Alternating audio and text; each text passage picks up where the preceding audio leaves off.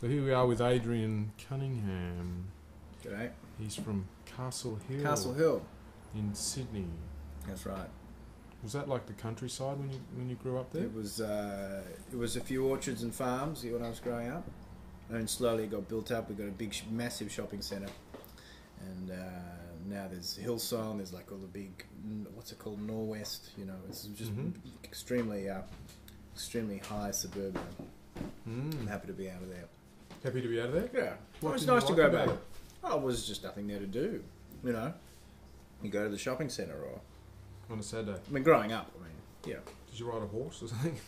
I had horse riding lessons actually. Did you? Yeah, in Glenorrhea when I was about 8 or 9. You A couple of years. Did you? And so you can ride a horse? Well, it's been a while. I probably could. Yeah, I'd probably be all right. Been a long time though. I did enjoy that. It was cool. Yeah. And when did you start playing music? We clarinet first, right? Was it? No, I started on piano. Piano. Look out. Uh-huh. Yeah. No, when I was 11, I started on piano, and then when I was 16, around 16, I started playing saxophone. And at that time, for some reason, I got interested in my dad's record collection. He loved jazz, really loved jazz. The old Louis Armstrong, Mills Brothers, and he had a great 78 collection. So around that time, my brother and I started looking through the 78s and putting them on and really listening to them and getting turned on by them. And there's an album that my dad really loved called Ambassador Satch, a Louis Armstrong album. Around that time, I'd started to play the clarinet. And all of a sudden, there was this correlation between me playing clarinet and hearing a clarinet player on an album, which I'd never done before. Like growing up at school, I don't know if it was like this for you, but with teachers, you're associated with music is what's in front of you, you know, the music you're reading. I never made a connection with Hearing it. All of a sudden, this Louis Armstrong album just turned me on. All of a sudden, I'm hearing this clarinet on this album. So I remember being 16, like running home from school and putting it on, and you know, putting on like All of Me and pretending I was Edmund Hall playing along. And man, I got so excited by it. You know, just realizing that that's the way the clarinet works. You know, That's cool. and it went from there. Yeah. So you listened to a lot of mainstream, really early jazz music? When I was growing up, Did your dad like Chick Corea? No, Dad was old school. Dad was traditional and swing. What about Miles Davis? That was No, not even Charlie Miles. Parker? Not even oh, Miles. He that skipped. was all too new. Yeah, him and my mum. They have stuff like George Benson and things like that, which was pretty cool. But no, all that stuff in between was lacking. What about Australian traditional jazz music? Did they have any of that? That's a good question. I don't even know if he had any Graham Bell. I don't know. He used to love going out and listening to Tom Baker and Chicago 70, all those cats. Paul Did you Jones. go with him? I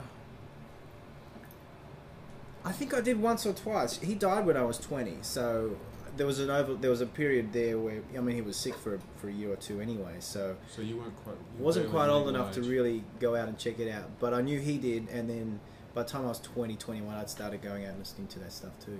You know. Yeah. Yeah. For some of my first sitting-ins with that band. In the city or? Yeah, in the city. They used to play at Strawberry Hills. Oh, You know, yeah. and then they moved to the Wynyard Hotel. Yeah. They used to play every Saturday night. Yeah. And it was an afternoon gig, right? No, it Was was that like another Saturday band? night. It was like. I think there were a couple of bands at Strawberry Hills, but by the time they got to the Wynyard, There I was think another band in the Wynyard that I thought was like a Sunday afternoon. Oh, was Maybe it? that was that band. maybe. Well, no, they had a lot of music there. Mm. They had a good little stage, you know, up there. But Tom's band would play Saturday nights, and I think it was like, I don't know, 7 till 10 or something. Pretty evening. Maybe I went there early. So who was in that band? Don Heap? Don Heap, yeah. Tom? Paul Furness, Pat Qua played piano. Yeah. That great drummer, he's now in Melbourne. What's his name? That's fantastic. Young guy, old guy? No, old guy. A little crazy, but in a good way. I don't know. Okay, Roger James was on trombone. Yeah. Great trombone, but he passed away, unfortunately. That was it, yeah. Great band. It's fantastic. And Tom, he played everything. The brass, played the shit out of it. Might have to say shit. Out of the tenor saxophone. It was just, he was an amazing musician. He was awesome. Mm. Yeah. And what about Bob Barnard? Did you hear him play much? Not as a young fella. I think I'd heard him at some of those jazz festivals, you know, the kind of like the Australia Day concerts, things like that. I'd certainly heard him. He used to play at the old Soup. Did Yeah, I saw him at the old soup. he? That's awesome. Yeah. I did not know that. Yeah. My first soup experiences was Bobby Gabbett. Going to see Bobby play and At the jam session. jam session. On a Monday night. I'm going to see Blaine Whitaker's band. You know. Blaine and Zog. That's right, Blaine Zog. Yeah. And then there was Blaine, Zog and Lane. Do you remember Blaine, Zog and Oh Lane? yeah, absolutely. Yeah, Joe Lane. That's right. I used to see him a lot down at Soup. He was fantastic. Mm. Is he still alive? He No. died, Joe. That's right. Yep. Yeah. That was a while ago now. 7 years ago. Really? Yeah. Damn. That was MySpace days. That was a while ago. Yeah. Mm. And so you sat in with those track guys. Yeah. Yeah, I did. When you first played with them, did you know what you were doing, or? No, I mean, I had I think a concept of the music, and I think I had a good energy, and you know, being a clarinet player, there's not too many clarinet players out there, so I think that helped my case a little bit, getting up there and doing it. But you know, I'd be really interested to hear myself back, being so long ago. I really don't know, you know. Were they supportive, or? Always, Tom was just fantastic. He was so encouraging. It was That's cool. that was great. Yeah. It was really a wonderful experience, you know. And I learned a lot from hearing those guys. They had such great energy, you know. Yeah. Really great sense of time, those guys in Australia. Oh, yeah. Absolutely. That's I mean, when I go back, sometimes if I go to Wangaratta, or I sort of seek out those guys and go and see them play. Yeah. It's really something down. I haven't heard much about music in New York. There's a scene of it. There's not in the same way. I think there's a younger generation's guys playing in their late 20s, early 30s, which is really surprising for me. Coming here, I wasn't expecting that at all. To find a scene of it, you know. But I suppose there's something for everyone in New York, you know. Oh, yeah, it's great, you know. But there aren't so many old people who have been around for a while still doing it, are there? Probably not in the city. Not in the same way, you know. Maybe they've all moved out. They're doing other things. I don't, you know. Have you been to New Orleans? And I spent a couple of weeks there when I first moved here in 2008. I spent a couple of weeks. That was great. I had a great time. It was fantastic. Yeah, it's a great scene down there. Could you compare that scene to the scene in Australia, or would that be silly to compare them? You mean like for New Orleans music? Yeah. Just the people, the vibe. I don't know. I think. Have you been in New Orleans? No. I think it's a real. It's a city unto itself. I think it's hard to compare it to anything. Historically, it's really fascinating with the French influence, and the culture of the place is very different. And you know, the thing about New Orleans is it's all very central. I mean, you've got the French Quarter, which is, you know, touristy, but there's so many good venues there. It's all packed in so close. I think it's hard because Sydney's so spread out. It's hard to really get a sense of the vibe of a particular neighbourhood of Sydney, you know, Yeah. in terms of music like that. Yeah. And so so I'm just sort of meandering aimlessly here, but so were you aware of those gigs stopping? I mean, what happened? Where does Tom Baker play now? Oh, he died. He died. Yeah, he died. Yeah, he died. Oh, maybe 10 years ago. Okay. Sometime. He had a heart. I think he had a heart failure. He was over in Europe. There's still a gig at the Unity Hall, right? That's Yeah. still going. In fact, I was over in Australia a couple of weeks ago and I played the gig. Yeah, it was cool. Marty Mooney, you say he's still around? I don't know if Marty Mooney's still around. I'm sure he is. He's cool, man. Marty's a great player. And there's a guy who plays the violin. Oh, Ian Cooper? Ian Cooper. Is he playing the Unity I think Hall so. gig? I don't know. I think the Unity Hall gig, Gary Walford, the piano player, he runs that band. Mm-hmm. Been going for like 35 years, he was telling me. Yeah. But they rotate the front line, so I don't know how often he does it. If you know, I'm sure he does it every now and Are again. there any other places in Sydney that you know that sort of For music? traditional stuff, there's a Saturday gig at Taylor's, I think, and that's run by who runs that? I'm not sure who actually runs that gig, but I haven't been there in a few years. I mean, I go back only once a year anyway. Yeah, who runs that? I don't know. I think they have a rotating cast too, but that's every Saturday. It's a Saturday night gig. That's the only one, the regular one I can think of for that scene, you know. So just put it together for me. You were playing along with records when you were 16, 17 in Castle Hill, and Yeah. you were studying classical clarinet. Were you is there like a repertoire, or how do you learn the clarinet? there's Is a there a repertoire. classical repertoire? Yeah, classical repertoire. That's really You're reading the notes and reading the notes. playing scales and Yeah, I remember. playing in the orchestra at school. Have you? I was not the orchestra. I went to Hills Grammar, which is it's gotten bigger now. But when I went through, it was very small. There was like 60 people in our final year, so there wasn't even enough. There was barely enough students for a Band. Yeah, for a band. You know, I remember being in year 8 or year 9, and I was interested in jazz. And I remember my saxophone teacher telling me that, you know, crotchets are not the same as they are in jazz as they are in classical music. They don't mean the same things. Like the rhythms are different when you read them, which in a way is kind of true. But it's like, you know, obviously talk about misdirection. You know, You didn't quite know what was going on. no. So it took me a while to really get into it. You know, of course you search it out. I mean, I didn't have the resources at school like, you know, other people did, I guess, or like you can these days with the internet. But yeah, well, yeah. But there were CDs around, but they were $27. Someone else said Yeah, this. I didn't get my Was it first CD till I think I was nearly finished school. Yeah, right. Yeah, So you just had your dad's record collection. yeah, that was it really. It's funny, isn't it? You think about it now. So it was probably an Australian filter even on that stuff. I guess so. Yeah. Whatever it got to Australia. I noticed like searching through second-hand bins in Sydney at the time that Red Eye Records, all those places. the Ashwoods and Lawsons, Ashwoods, yeah, that's where yeah. I sort of found a lot of jazz. Yeah, right. But that there was a lot of Fats Waller and Duke Ellington and Louis Armstrong. But maybe that was it. Yeah, right. Yeah? I mean, I don't know. Oh, it's I been a don't long think you time. would find, you know, who am I, thinking of Willie the Lion Smith record, Right. or Right. even like Jack Teagarden, or something. I mean, I don't know that you'd come across something like that in Australia at the time, would you? I don't know. It's interesting to see what It's a gets bit of a- released. Bit and of a what bit doesn't. of a filter. Yeah, there is, and I think they have very specific things that they release in Australia within the local.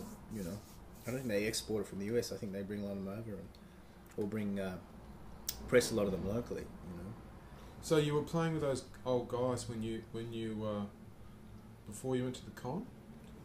I think it was around the same time. Around the same At time. that point, I think I started. And did you find someone to teach you jazz before you went to the con? Well, when I went to my last year of school, Mhm. Bill Risby started teaching at my high school. Oh, great! Yeah, so It's lucky. yeah, it's cool. So I started to get. A stroke of luck. I don't know. So I started to get piano. I was starting to learn piano off Bill, like, you know, jazz piano, which was great. And then I'd bring in my clarinet, and, you know, he kind of, you know, fill me in on some things. But I was still pretty green, and so I auditioned for the con at the end of school and didn't get in. Mm-hmm. And so then I started a university degree. Oh. Didn't want to do that. What was that? It was psychology at Macquarie Uni. Oh, Had a okay. lot of fun.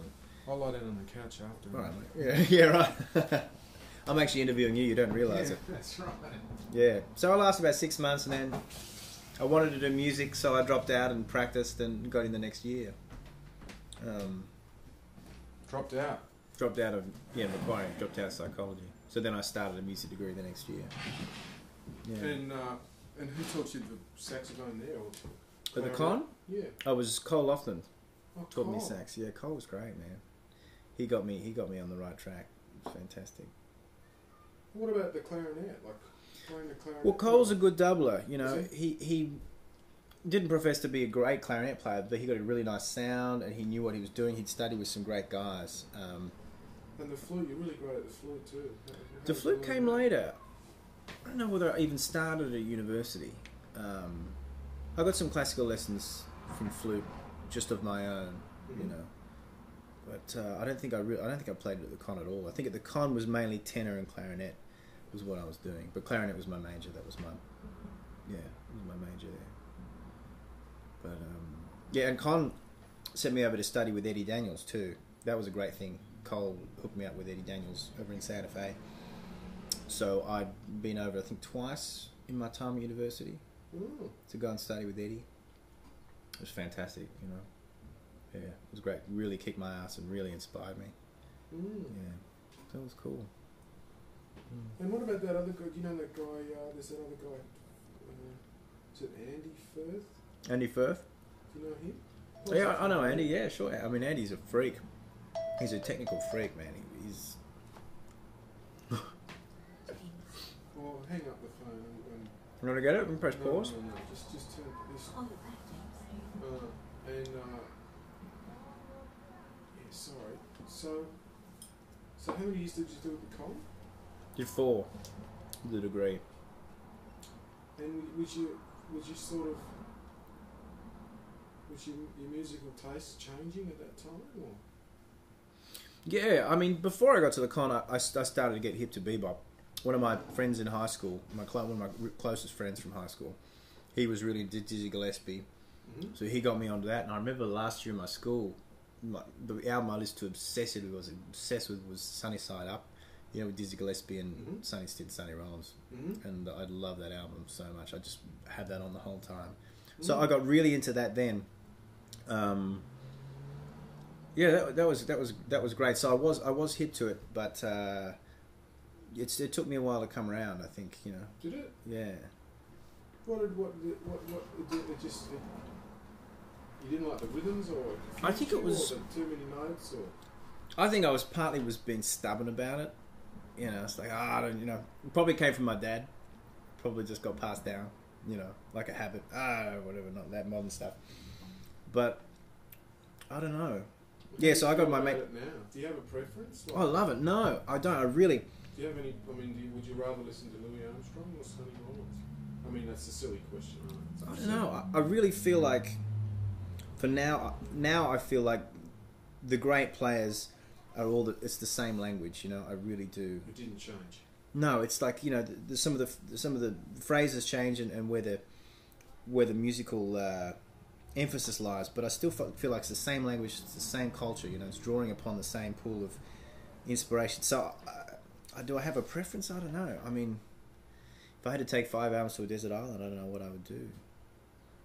But I love that I have an access to the full history, that I can draw upon that, you know, because I really do love all the eras probably equally, you know, even though the traditional was the first one that I got turned on to.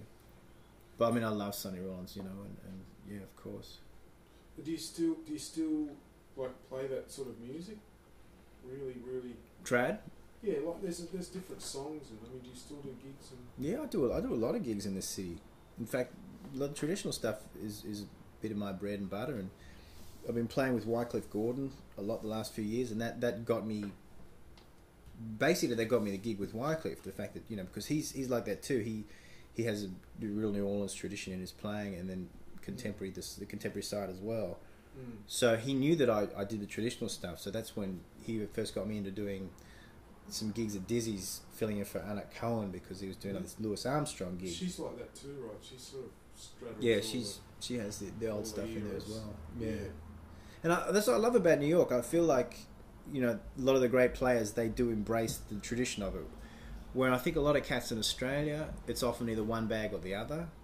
I don't know too many guys that you know, kind of have the full lineage or can play the full lineage. I wouldn't say they wouldn't appreciate it, but I don't know.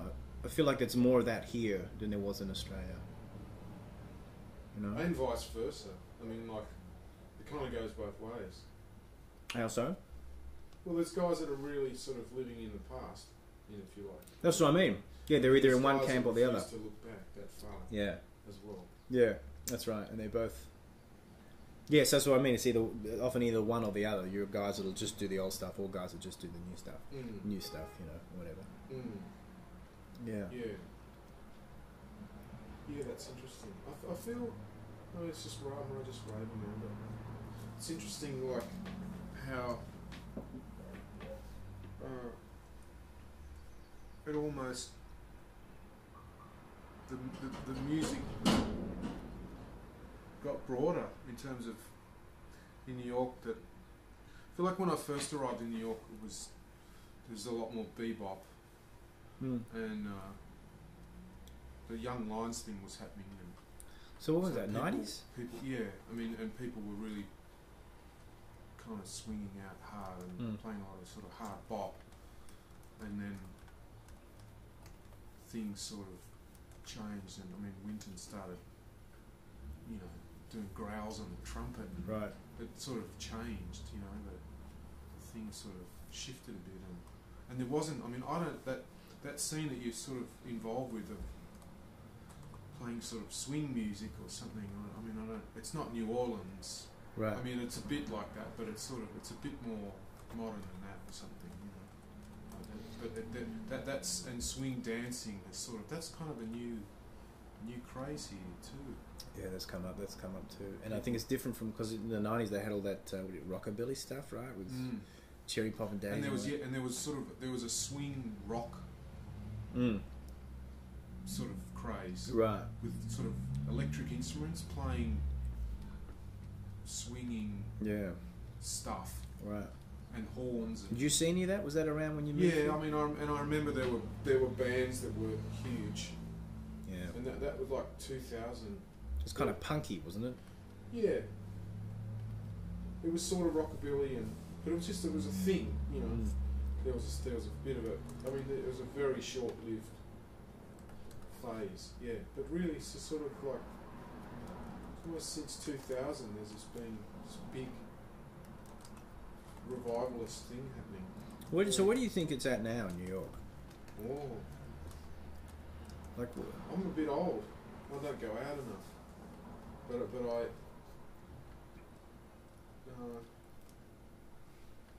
That's really hard.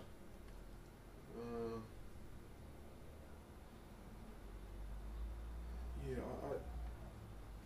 well, to me, what I see is Kurt Rosenwinkel brought in what I would call fusion music with acoustic instruments. So, sort of that, lots of more sort of rock beats and odd time signatures and virtuosity, you know, mixed with acoustic instruments. And then in the last 3 years I've seen the really old analog synthesizers and modular synthesizers, and it's sort of almost gone. It was sort of 1975 with acoustic instruments, but now it's like 1970. right. That's sort of. It's a very experimental.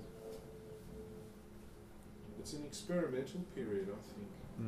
I think that the destruction of the financial viability of making an album and the death of the record companies and all that has led to a sort of a new period of experimentation and everything happening, you know. And it's even, I mean, it's almost even fueled that revivalist thing that you guys are doing in terms of, because it's a grassroots thing in terms of it's not something that's necessarily going to become a fashion that's going to take over the whole world. Right. It's just sort of something that happens in a small bar. You know, and I mean the pop music's got quieter and more grassrootsy, right, in people's living rooms, right, as well. The big sort of things that require, you know, a big PA system and lots of gear, and I feel like that the you know, musicians interested in period music. It's sort of maybe it's a bit easier to do something like that, you know. Now, I don't know who's interviewing you, but yeah, no, it's. I mean, I don't know. What'd you say? Who's interviewing you? Asking. Yeah. But yeah, that's my take on it. Yeah. So anyway, so you were at the con, and you were getting a bit more into bebop and. Yeah, I got turned on to it before I got to the con, definitely. Yeah. Definitely. And I was really into all that stuff. Did you get any, like, when you were sitting in with those trad guys, was there any instruction or what happened? Not really. I mean, I'd probably only play a tune.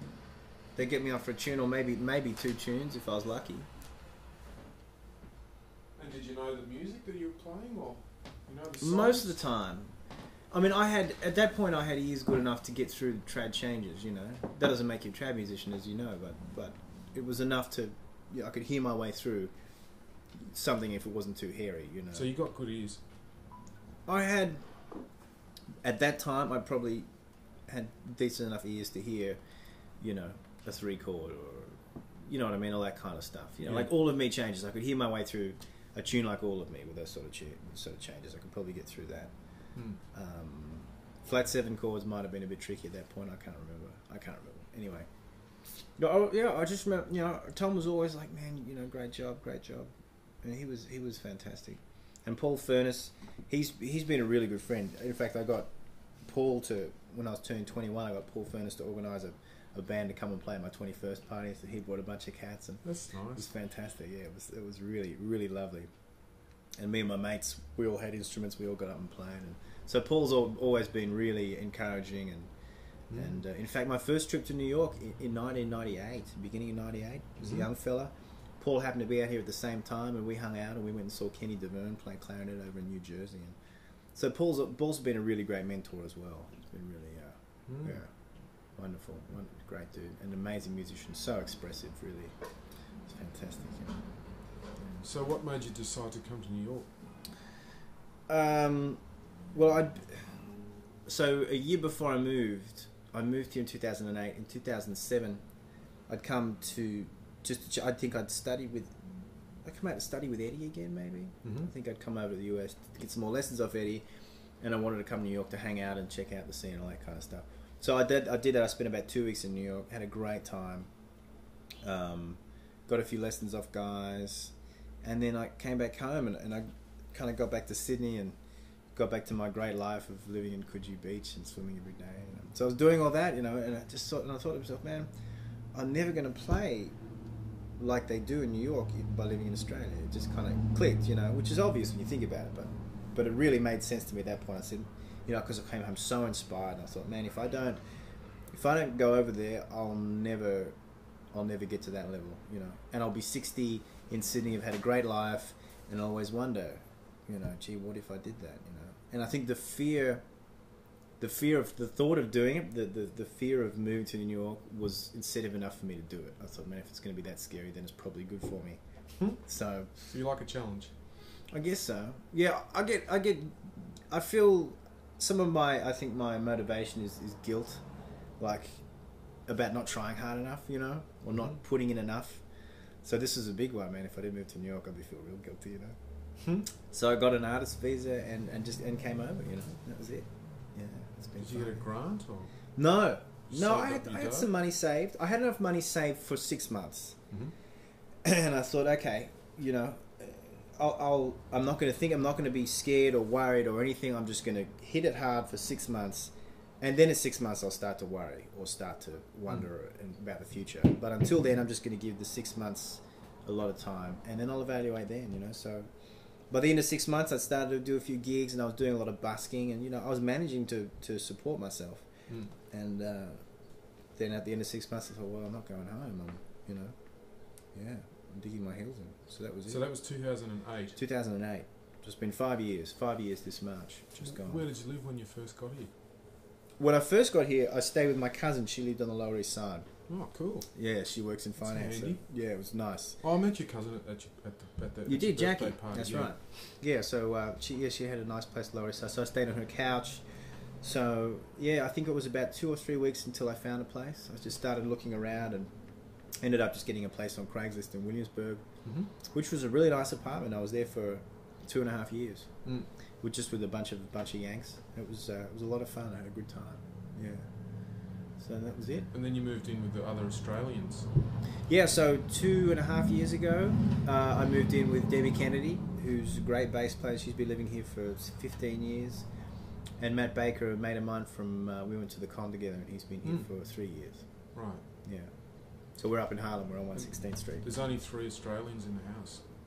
Only 3? There's no one else, though. It's a whole... Oh, no, it's a three bedroom. It's a completely Australian house. It is a complete... How embarrassing. In Harlem. How embarrassing. It's quite strange walking in off that street. I know. In Harlem. And then you get upstairs and there's tins of Vegemite and stuff. Man, we got so much Vegemite. Have you? Every time one of us goes home, someone's parents packs it. We've got like 3 tins. I think one's almost empty.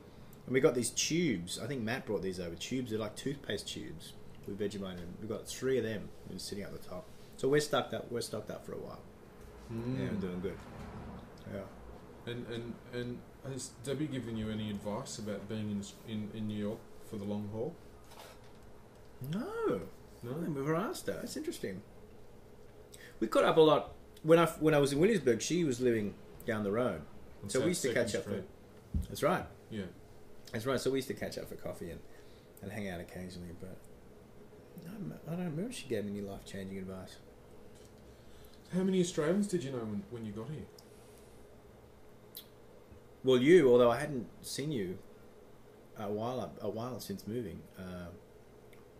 Who did I know first? The only cats I knew, in terms of like, kind of like speaking to, was Jason Campbell and Nick Hampton. And I think that was it. That was it. Yeah, any cats that I spoke to when I got here. Yeah. So you don't spend a lot of time hanging out with Australians, other than in your own house. Yeah, I know. Well, it's of course the opportunity is there, but I really don't want to. I mean, if I want to hang out with Australians, I'll go home. Go back home. You know, part of this music is the culture of the place of where it's at and where it's flourishing. So I want to try and be a part of that as much as I can. I don't want to be isolated in my own community. I think that's the whole point of being here. Yeah, and experiencing life is to experience the way other people do things, and Did you have any goals when you got here? What did you think you were going to do? How long did you think you were going to stay when you arrived? I didn't. Like I said, I was giving myself 6 months, and I wasn't thinking. It was just like, I'm going to go there, see what happens. Exactly. Yeah, I'm just going to give it 6 months. I'm not going to be afraid. I'm not going to think about the future. I'm just going to settle myself in and then see how it feels. Because I really didn't know what to expect. I had nothing lined up. I didn't know what I was going to be doing. Was it what you expected, or? No, not. I really didn't have any expectations. I wanted to kind of clear that part of my mind.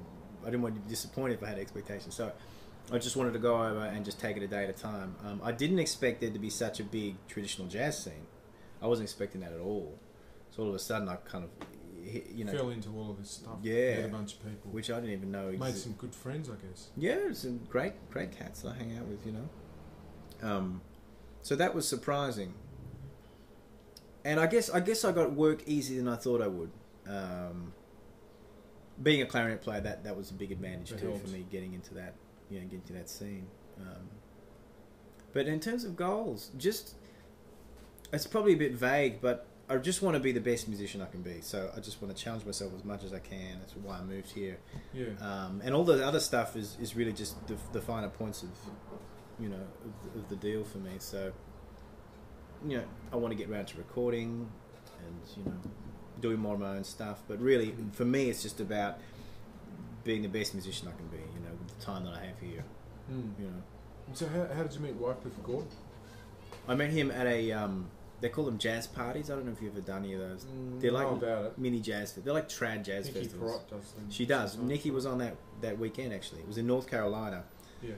And the jazz parties, they just stick everyone together. They don't bring bands. They bring individual players and then kind of throw them all in, and just let them fight. Who organises it? It's like jazz committees. Yeah. This jazz party in North Carolina has their own committee that have been doing it for a while. They're all lovely people. They're all old. It's like Noosa Jazz Festival, Newcastle Jazz Festival. It's like kind of that generation of punters. So that's where I met Wycliffe. He got flown in as, obviously he was a big name. And I was a fella, I started playing with Ed Polster, who's a wonderful cornet player. I met in New York. So he brought me over to kind of introduce me to that scene. And so then I got to play with Wycliffe there. And of course I was shitting myself. It's like, damn, But he's such a lovely guy. He's not intimidating at all, even though he looks intimidating. But yeah, so I guess he remembered me because it was a few months later that the Dizzy's gig came up to fill in for a nut. So that was the next time I got to play with him officially. Was there. Yeah. And you play some clarinet with him? Yeah, a lot of clarinet. We just did an album of all Ellington tunes. Wow. It's a great band for Crisscross. Right. That European guy, that Dutch guy. Yeah. Yeah, so that was on that I played tenor, soprano, and clarinet. Who else is playing on that? That's Aaron Deal, Yasushi, Mm-hmm. Alvin Atkinson on drums. I love all that. Yeah. I love that. And the great violin, Zach Brock on violin. Oh, Zach's great. Yeah, he's a monster.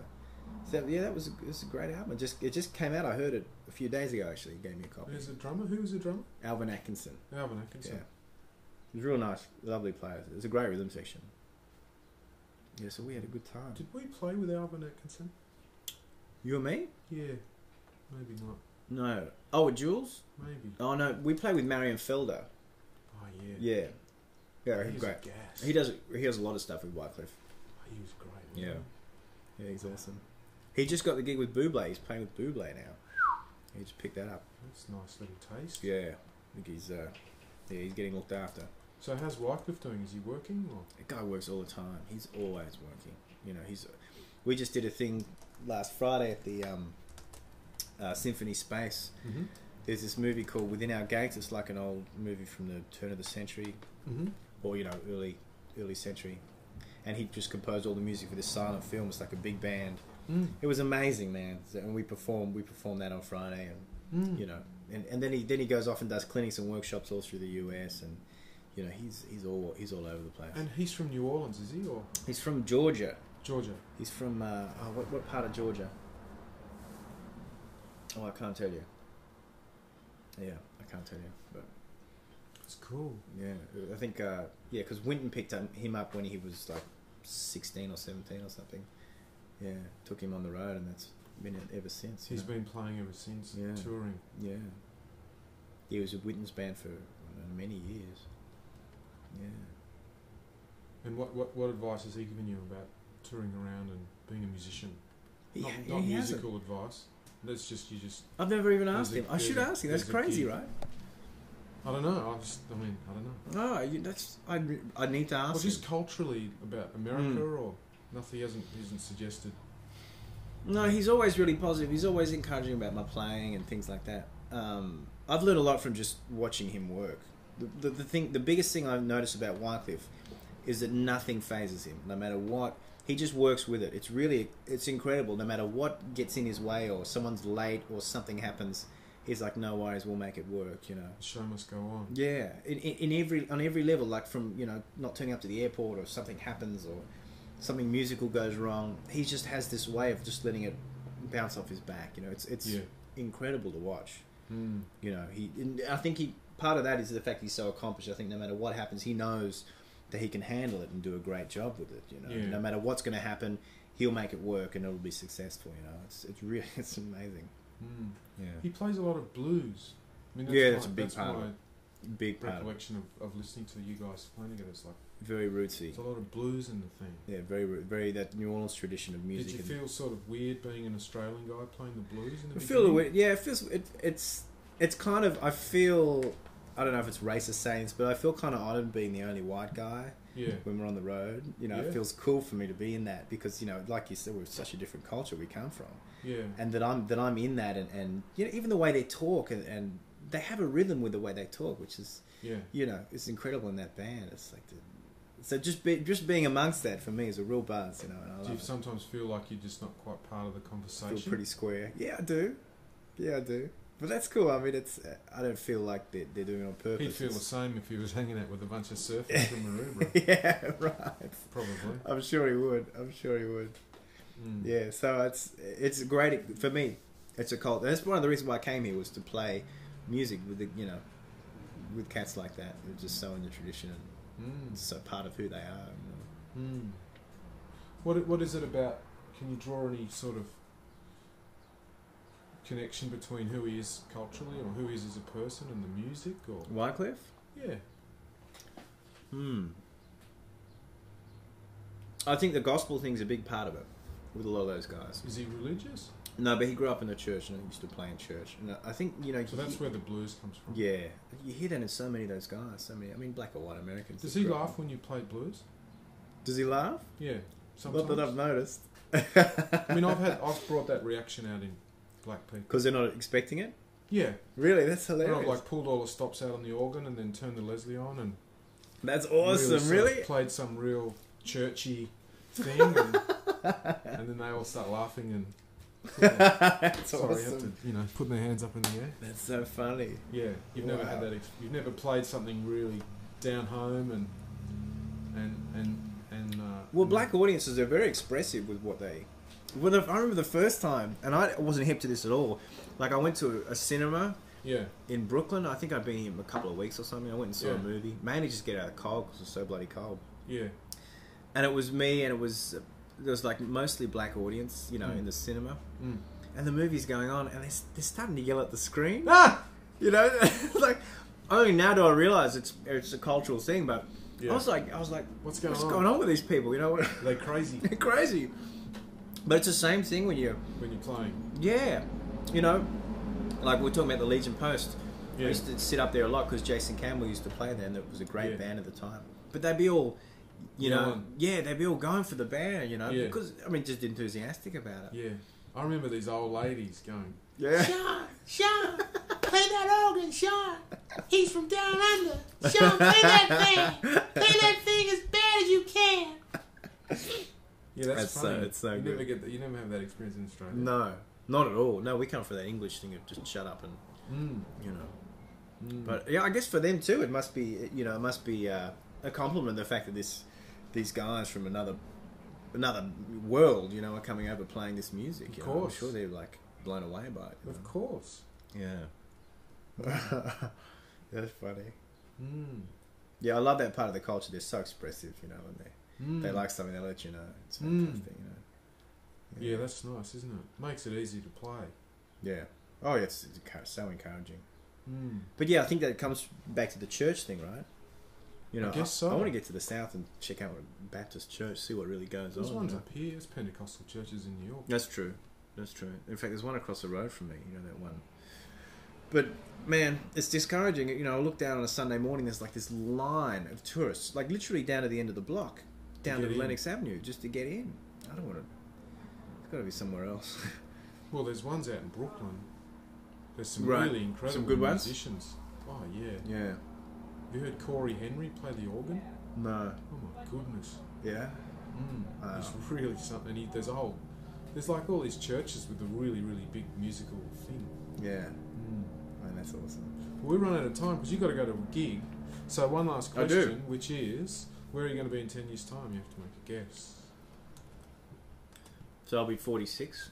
Mhm. What are you going to be doing? Make a guess. Oh man.